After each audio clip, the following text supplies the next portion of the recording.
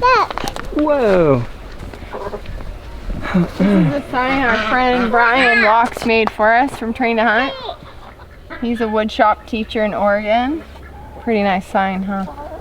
That was a nice gift to get. We really love it. Our garden needed a sign for a lot of years. Daddy, what down? What down? I think you should do the... You start here? Oh man, I mean, so yeah, I've got a lot of garden boxes. I've kind of just broken it down to each garden box is getting a couple different plants. I've got some rogue, you'll kind of notice throughout my garden, I've got some rogue tomatoes that I just let grow. Just some seeds that got mixed in with my soil from last year, but this is what's left of the onions. We've been using up a lot of onions. This is the kids' box, it's peas, which they absolutely love. And this is their favorite. So we got a lot of peas, really easy to grow. And from there, shoot, you can see another tomato vine. Somehow got stuck in my carrot box. And the carrot box is kicking them out right now. Yeah, pick some stuff for dinner. Lots of good stuff. So the kids come out, they love the peas, they love the carrots. And what they don't eat is the beets. We got a lot of beets, but everything else, they'll come out and just eat kale right off the vine. So it's pretty awesome. And then they feed the chickens, all the scraps. So yeah, this is heirloom mustard that my mom, we have family lines to the Cherokee, Cherokee. Both Ryan and I have Cherokee blood.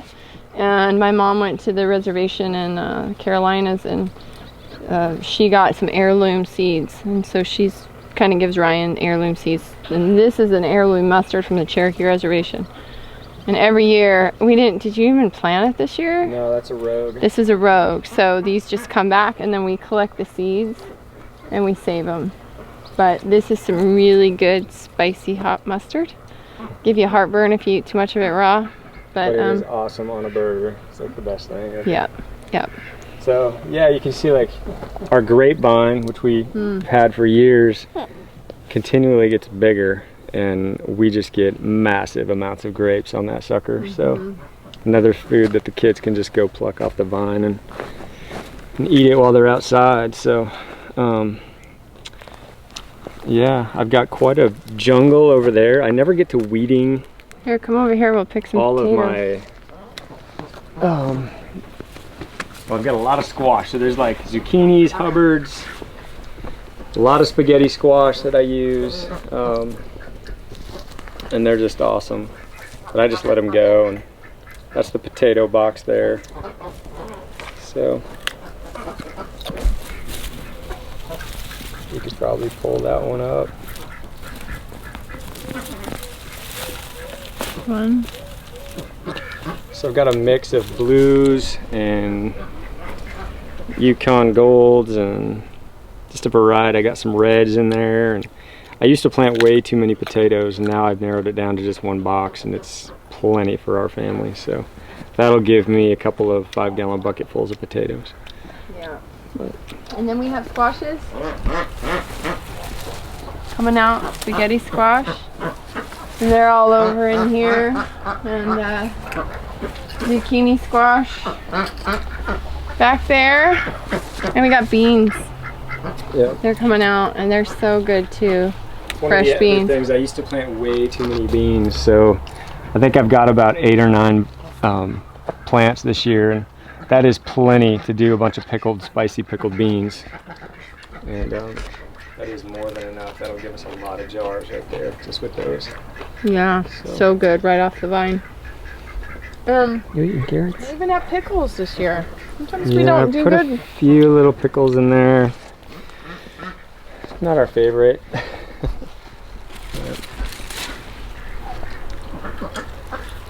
That guy's got a little bit of a interesting knob on him. But yeah. Strawberries still.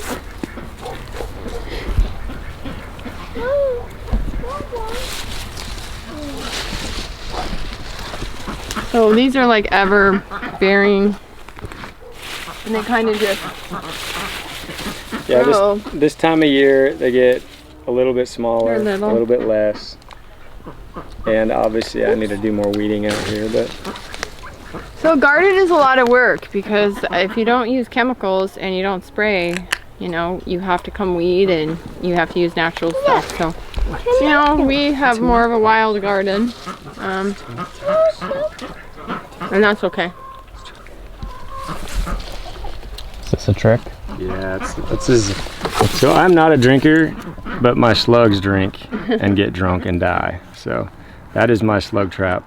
A little bit of beer in a can, they crawl in there and they don't mess with your strawberries. So that's what we buy beer for. Yep. And then we have garlic, lots of garlic behind you there. Yep.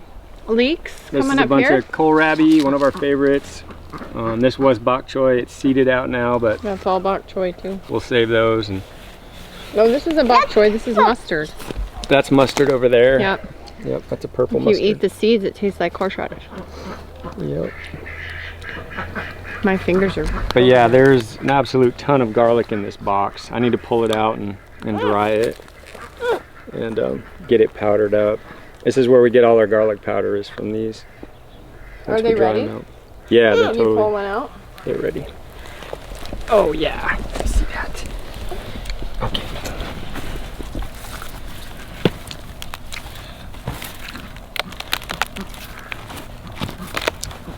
So, oh, I'm breaking stuff. So you get like a lot of cloves on each one. So what I'll do is I'll hang these, I'll get a bunch of them and I'll braid them together and let them dry for a few weeks this time of year. And then once they're completely dried out, that's when I can store these or further dry them on a dehydrator and powder them up. So, but yeah, there's a lot of garlic on each clove. There must be, I don't know, about 100 cloves in here. So it's a lot, much more than we will ever eat. Turn around, you got peppers galore here. These peppers out here are doing really good, babe. I mean, Yeah, wow. so I had And a forest of dill. initially, like this box, I had that top on. I built that little top just to keep it really hot early season. And so you'll see a lot of these peppers, like the Anaheims and whatnot, you know, they're growing really well.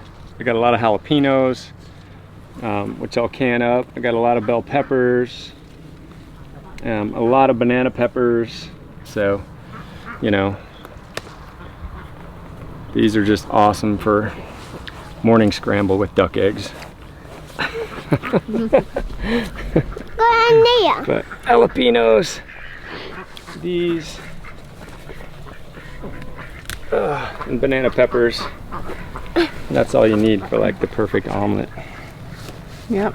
So And then we have Hubbard squash here. This is like a big gourd squash and it's super good and tender inside. And couple of our monsters kids in don't there. really like squash. My older daughter won't really eat it, so we used to grow a lot more than we do now. We'll give But that to the chickens.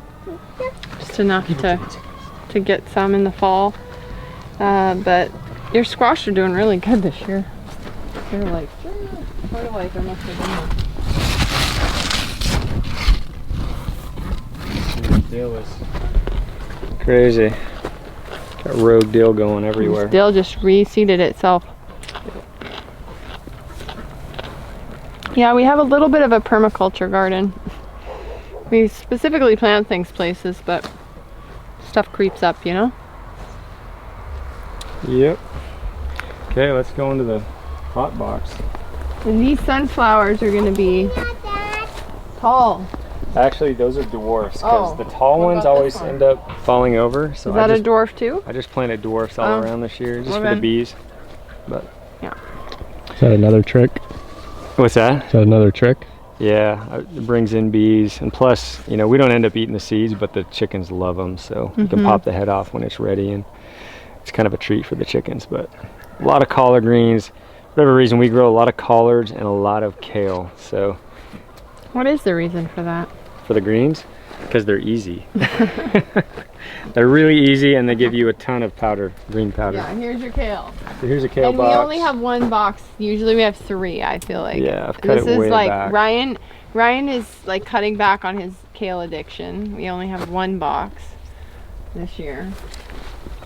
And then the grapes, oh my gosh, look at all the grapes. Wow. Yeah, It's too bad those won't be ready. I know. It's sad. It's so many grapes in here. It's piles.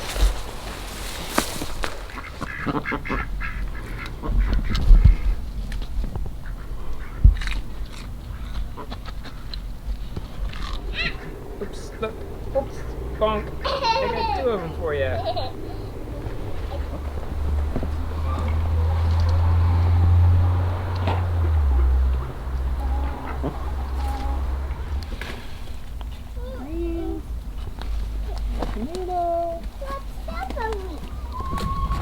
Strawberries? There's a bunch right there. Boy, a bunch of strawberries. Carrots in 1. Whoa. All right. You got good news?